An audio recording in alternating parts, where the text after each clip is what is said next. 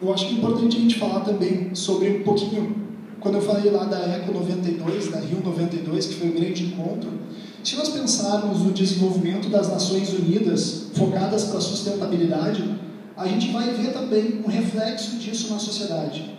Nós tivemos 3 grandes encontros de sustentabilidade no mundo. Nós tivemos em 72, em Estocolmo, 1972, onde basicamente foi um encontro das Nações Unidas com governos e com pesquisadores da área. Não se envolveu a sociedade nesse encontro. 20 anos depois, nós tivemos a Rio 92, ou a Eco 92, que nós tivemos uma disseminação desses conceitos de sustentabilidade para a população, ou seja, nós inserimos dentro da discussão a sociedade. E por que foi inserido a sociedade? Porque de 72 a 92, as Nações Unidas pararam para pensar. Nós não evoluímos muito nesse período. Por que nós não evoluímos? Porque não adianta tu discutir com o governo e com o cientista somente. Tu tem que disseminar isso para a sociedade. Então, em 92 foi disseminado isso. E em 2012, nós tivemos a Rio +20, que foi um marco, porque foi a inserção da iniciativa privada dentro dessa discussão. Foi a inserção das empresas dentro dessa discussão. Antigamente se imaginava que as empresas queriam destruir o planeta. Se superou esse pensamento, que não é correto.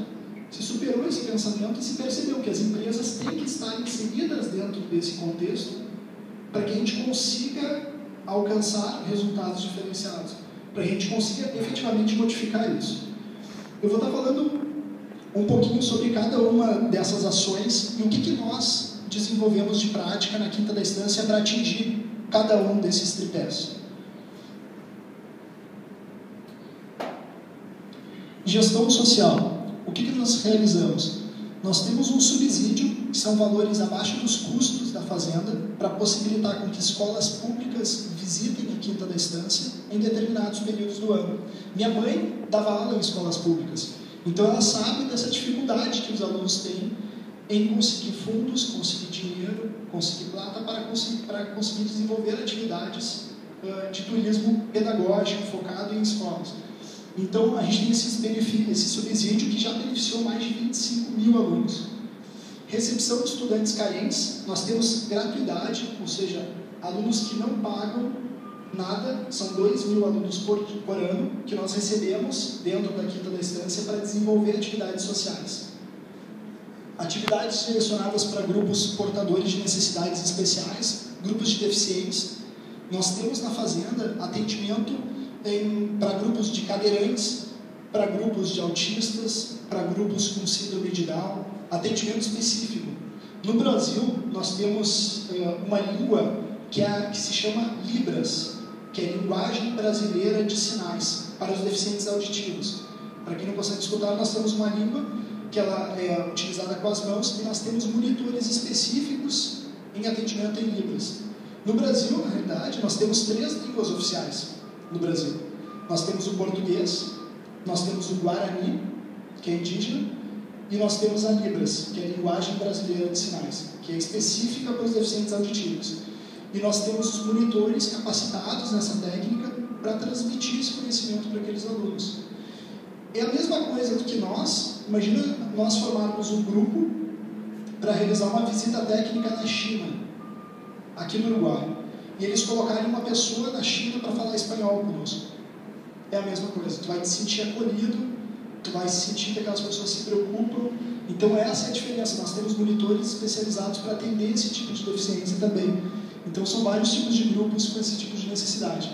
Nós temos um caso, não sei se chama autismo aqui, autismo também. Nós temos um caso muito interessante, há uns 4 anos atrás, e eu fico arrepiado cada vez que eu falo, porque nós tínhamos um grupo de autistas e o autismo ele tem diferentes níveis, dependendo do níveis de interação com as pessoas. Então nós tínhamos um grupo de autistas que estavam no nível mais, digamos, mais severo, que não tinham tanta integração, e nós tínhamos um aluno que tinha 12 anos, que foi fazer uma visita de um dia somente na fazenda. E esse aluno ele tinha 12 anos e ele nunca tinha vocabularizado com os pais, ele nunca tinha falado com os pais diretamente. Ele fazia gestos e tal, e os pais entendiam através do comportamento do filho, mas ele nunca tinha vocabulário, falado nada com os pais diretamente. Então nós estávamos numa atividade na fazenda, com animais de fazenda normais, e nós tínhamos lá o pato, que é um animal bem comum para nós, né? E aquela criança, ela viu o pato, e ela identificou, e ela começou a falar, pato, pato, pato. Na realidade, ela começou a ir atrás do pato para dentro da água. O monitor foi lá, pegou a criança, não entra na água, não entra na água. E voltou, só que a professora filmou a criança falando. Ela filmou no celular, a criança falando, pato, pato, pato. E depois eles mostraram para os pais da criança, aquela criança falando. E eles nunca tinham ouvido a criança falar, somente gestos e barulhos, assim, não tinham ouvido ele vocabularizar uma palavra completa. E o mais legal de tudo isso, o melhor de tudo isso, não foi que os pais tiveram a possibilidade de ouvir o filho falar, mas foi porque os pais agora sabem o caminho de desenvolver aquela criança, através do ambiente natural. A gente não sabe se, de repente, porque o filho tinha autismo, os pais não possibilitaram ou protegeram demais a criança e não possibilitaram que ela tivesse essa vivência no ambiente natural. Mas agora, a partir desse primeiro contato, já com 12 anos, eles sabem que eles têm um caminho. Eles podem ir em parques, eles podem ir em jardins zoológicos, eles podem explorar essa possibilidade de ter mais interação com essa criança através do ambiente natural. Então vocês imaginem o potencial que as nossas empresas têm de transformar a vida das pessoas, com turismo, com atividades direcionadas para grupos em geral. A gente pode modificar a vida de uma pessoa, e isso é muito bom. Isso a gente está contribuindo para o planeta como um todo. Parcerias com comunidades indígenas. O que tem a ver uma fazenda com um índio? Eu vou contar um pouco para vocês. A gente tem, no Brasil, nós temos no mês de abril, 2 datas importantes. Uma data que é o descobrimento do Brasil e uma data que é o Dia do Índio, no mês de abril. E nós criamos na fazenda programas especiais. O que significa isso? Vocês, todo mundo que trabalha com turismo, sabe o que é sazonalidade, né? Índices de visitação, que nós temos uma maior índice de visitação em determinado ano e outros anos menor. O que nós fazemos? Meu irmão estava fazendo o TCC, trabalho de conclusão de curso, não sei como é que se diz aqui, quando tu está terminando a universidade. Latese. Ele estava fazendo a tese dele de trabalho de universidade e ele fez sobre sazonalidade, sobre índices de visitação e atividades que nós poderíamos fazer na fazenda para combater esses índices diferentes de visitação. Então ele criou os programas especiais, que são programas que acontecem em datas específicas durante o ano. Então, no mês de abril, nós criamos o programa dos povos indígenas. Era um programa de valorização da cultura indígena do Rio Grande do Sul.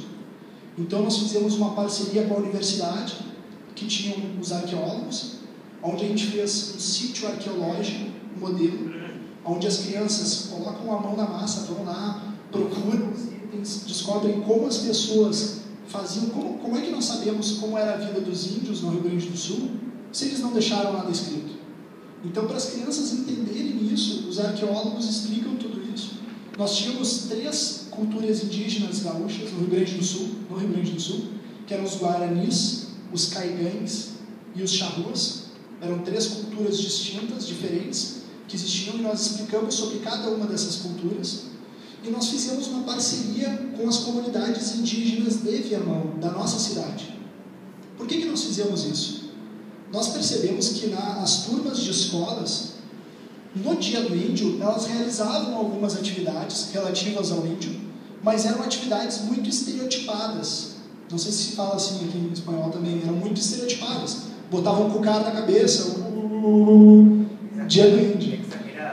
Exatamente. Então eram muito caracterizadas, assim, como se fosse um modelo que não existe mais. Então aquelas crianças que tinham essa visão do índio, quando chegavam numa grande cidade e viam um índio fazendo a venda do seu artesanato, por exemplo, olhavam, ele estava de calça jeans, estava de camisa, e a pessoa pensava, isso não é índio. Porque ele não está com arco e flecha, no meio do mato, sem roupa, isso não é índio. Não é, imagine não é porque eu não estou aqui com um caneco de chope na mão e um suspensório que eu não tenho descendência alemã. Então nós mantemos a nossa descendência, nós mantemos a nossa cultura e nos adaptamos à vida. Então a gente também quis passar isso para os alunos. A gente quis transmitir isso para que eles entendessem que aquilo lá era um índio sim. E que o índio no Brasil, para vocês terem uma ideia, no Rio Grande do Sul, o índio até os 5 anos de idade, ele só fala Guarani. A partir dos 5 anos ele é alfabetizado em português. Então um índio com 7 anos no Brasil, ele fala 2 línguas.